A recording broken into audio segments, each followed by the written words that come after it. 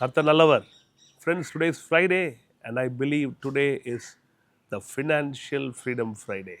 Every Friday is a Financial Freedom Friday for you and me. ஒவ்வொரு வெள்ளிக்கிழமையும் பொருளாதார விடுதலையின் வெள்ளி என்று நான் விசுவாசிக்கிறேன். தட்ஸ் வாய், அதனால தான் வாங்க செழிக்கலாம் அப்படின்னு ஒரு நிகழ்ச்சி ஆரம்பிச்சிருக்கிறோம். அதில் ஒவ்வொரு வெள்ளிக்கிழமையும் ஒரு 10-15 நிமிடம் கர்த்தர் செழிப்பை குறித்து என்ன சொல்லுகிறார், விசேஷமாய் பொருளாதார செழிப்பை குறித்து என்ன சொல்கிறார் என்பதை நாம் பார்க்கிறோம். இன்றைக்கும் பார்ப்போம். வார்த்தை நமக்கு மகா பெரிய உதவியை செய்யும். இந்த வார்த்தை உள்ளே செல்லும்போது பெரிய மாற்றங்கள் ஏற்படும். பாருங்கள், வேதம் நம்மளை பார்த்து சொல்லுகிறது. 1 பேதுரு 2:9 நீங்களோ உங்களை அந்தகாரத்தினின்று தம்முடைய ஆச்சரியமான ஒளிநடத்திற்கு வரவழைத்தவருடைய புண்ணியங்களை அறிவிக்கும்படிக்கு. பாருங்கள், நம்மை குறித்து தான் சொல்லுகிறது. நீங்களோ உங்களை இருளினின்று அந்தகாரத்தினின்று தம்முடைய ஆச்சரியமான ஒளிநடத்திற்கு வரவழைத்தவருடைய புண்ணியங்களை அறிவிக்கும்படிக்கு தெரிந்து கொள்ளப்பட்ட சந்ததியாயும் ராஜரீகமான ஆசாரிய கூட்டமாயும் பரிசுத்த ஜாதியாயும் அவருக்கு சொந்தமான ஜனமாயும் இருக்கிறீர்கள். அற்புதமாக எழுதிருக்கு பாருங்க. நீங்கள் ராஜரீகமான ஆசாரிய கூட்டம். ராஜாக்களும் நாங்களே, ஆசாரியர்களும் நாங்களே பாடுவோம்ல. நம்ம தான் ஆசாரியர்கள். நாம் இருளில் இருந்தோம். கர்த்தர் இன்னைக்கு நம்மை அந்தகாரத்தில் நின்று விடுவித்து ஆச்சரியமான ஒளிநடத்துக்கு வரவழைத்திருக்கிறார். எதற்கு? அவருடைய புண்ணியங்களை அறிவிக்கும்படிக்கு. நாம் பரிசுத்த ஜாதியாக இருக்கிறோம், ராஜரீகமான ஆசாரிய கூட்டமாக இருக்கிறோம், ராயல் ப்ரீஸ்டாக இருக்கிறோம். எப்பேற்பட்டவர்களாக இருக்கிறார்கள்னு வேதம் சொல்லுகிறது. ஏசாயா 61 பார்க்கிறோம், 6வது வசனம். நீங்களோ கர்த்தரின் ஆசாரியர் என்று சொல்லப்படுவீர்கள். அந்த வசனம் அப்படி தான் ஆரம்பிக்கிறது. நீங்களோ. இங்கேயும் பாருங்க, நீங்களோ. சொல்லுங்க பார்ப்போம், நீங்களோ.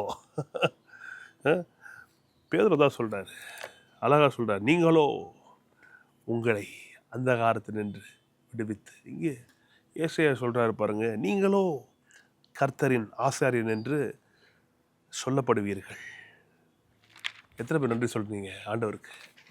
நீங்களோ கர்த்தரின் ஆசாரியர் என்று சொல்லப்படுவீர்கள். உங்களை நமது தேவனுடைய பணிவிடைக்காரர் என்பார்கள். But you shall be called the priest of the Lord.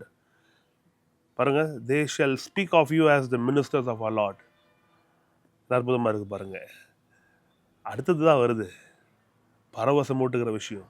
சரிங்க, நான் ஆசாரியனாக இருக்கிறேன், சரி, ஊழியக்காரனாக இருக்கிறேன், சரி, அதனால் என்ன வேதம் சொல்கிறது? நீங்கள் ஜாதிகளின் செல்வத்தை அனுபவித்து அவர்கள் மகிமையை கொண்டு மேன்மை பாராட்டுவீர்கள். அம்மா வந்துருச்சு. எதை பேசுகிறோம்? இதை பேசுறியே, ஏன் பேசுகிறோம்?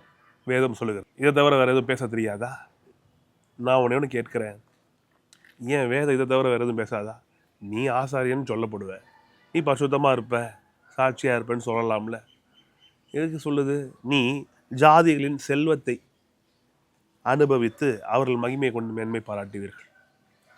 இப்போது விஷயம் பிருத்திவி கிட்ட இல்லை, விஷயம் பைபிளில் இருக்குது. பிருத்திவி பிரச்சனைனா பைபிள் பிரச்சனை. பைபிள் இப்படி இருக்கிறனால தான் பிருத்திவி இப்படி இருக்கிறான். அப்போது ஏதாவது ஒன்று தான் சரியாக இருக்க முடியும். பிருத்திவி தப்புனா பைபிள் தப்பு, பைபிள் தப்புனா பிருத்திவி தப்பு. ஏன்? நான் வேதத்துக்கு விரோதமாக எதுவும் பேசுறது கிடையாது. ஏன்னா இதில் தான் போட்டிருக்கு. பைபிள் தப்பாக இருக்க வாய்ப்பே இல்லை. அப்போது பிருத்திவியும் தப்பாக உங்களுக்கு சொல்லிக் கொடுக்கவும் வாய்ப்பே இல்லை. ஏன்? வேதம் சொல்லுகிறது, வானம் பூமி ஒழிந்தாலும் வார்த்தை ஒழியாதுன்ட்டு. வார்த்தை தவறாக முடியாது. நான் சொல்லுகிறேன், பிருத்வி உங்கள் நண்பன், ஒரு நாள் உங்களுக்கு தப்பாக சொல்லிக் கொடுக்கவே மாட்டேன். நீங்கள் தேவனுடைய ஆசாரியர்கள், ஊழியக்காரர்கள் என்றால் நீங்கள் செல்வந்தர்களாக தான் இருக்கணும். அதான் கர்த்தருடைய ஆசை வேதத்தில் தான் எழுதப்பட்டிருக்கு. You shall eat the wealth of the nations. To imagine people. இதே ஏசாயா 1 அதிகாரத்தில் பார்க்கணும், 19வது வருஷத்தில், நீங்கள் மனம் பொருந்தி செவி கொடுத்தால் தேசத்தின் நன்மையை புசிப்பீர்கள். கொஞ்சம் யோசிச்சு பாருங்க. கர்த்தர் நாம் நல்லா இருக்கணும்னு விரும்புகிறார், ரொம்ப நல்லா இருக்கணும்னு விரும்புகிறாருங்க. இதை தான் கர்த்தருடைய வார்த்தையில் பார்க்குறோம். நீங்கள் மனம் பொருந்தி செவி கொடுத்தால் தேசத்தின் நன்மை புசிப்பீர்கள். If you are willing and obedient you shall eat the good of the land. பாருங்க, இது கர்த்தருடைய ஆசை. இன்னும் ஏசாயா 65க்கு வாங்க. ஆண்டவர் என்ன சொல்றாரு பாருங்க. ஏசாயா 65:13.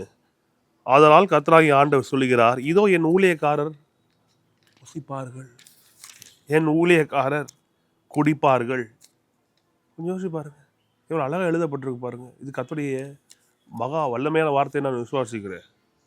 My servants shall eat, my servants shall drink, my servants shall rejoice. பாருங்க, my servants will sing with gladness.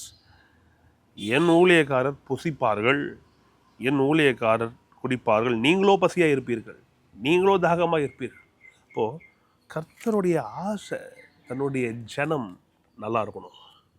Concept புரியுதா உங்களுக்கு? தேவனுடைய மனது உங்களுக்கு புரியுதா? தேவனுடைய சித்தம் புரியுதா? ஏன் திரும்பி திரும்பி சொல்லணும்? கர்த்தரை திரும்பி சொல்கிறார்.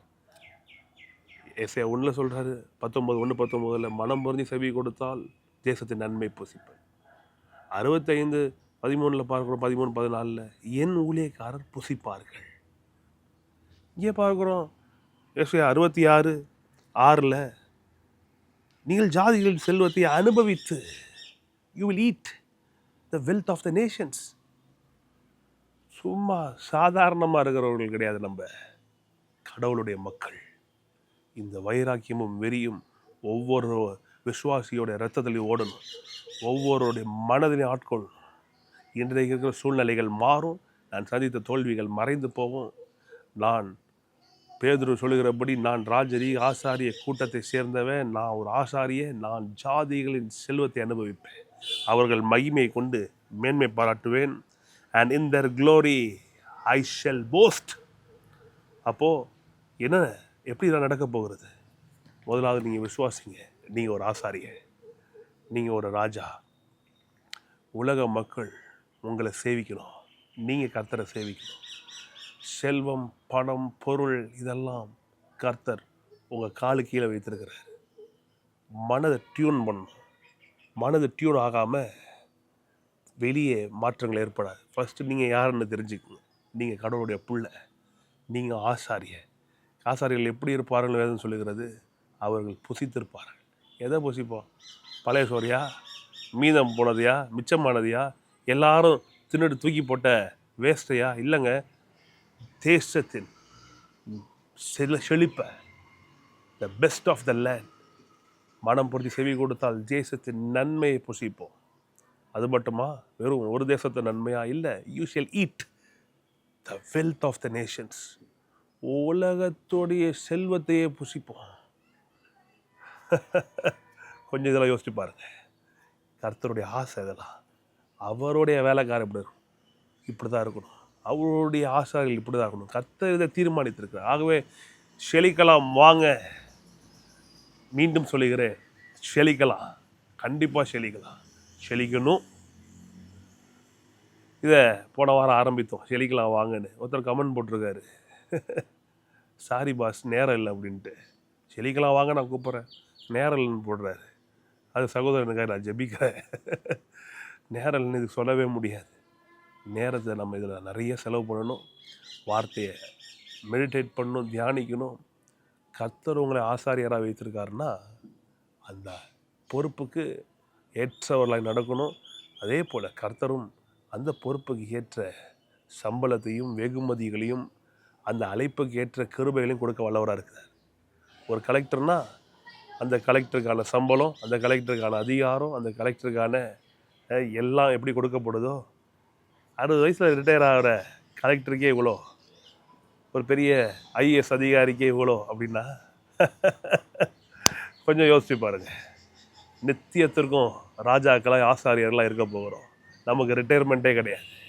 உங்களுக்கு எனக்கும் ரிட்டையர்மெண்ட்டே கிடையாது. நாம் என்றென்றைக்கும் ராஜாக்களாய் ஆசாரியர்களாக இருக்க போகிறவர்கள். ஆகவே நீங்கள் செழிப்பாக தான் இருக்க போகிறீர்கள். இன்றைக்கி இருக்கிற தரித்திரம் மறையும், இன்றைக்கி இருக்கிற குறைவுகள்லாம் அகன்று போகும். ஏசாயா 1:19 மறந்துடாதீங்க.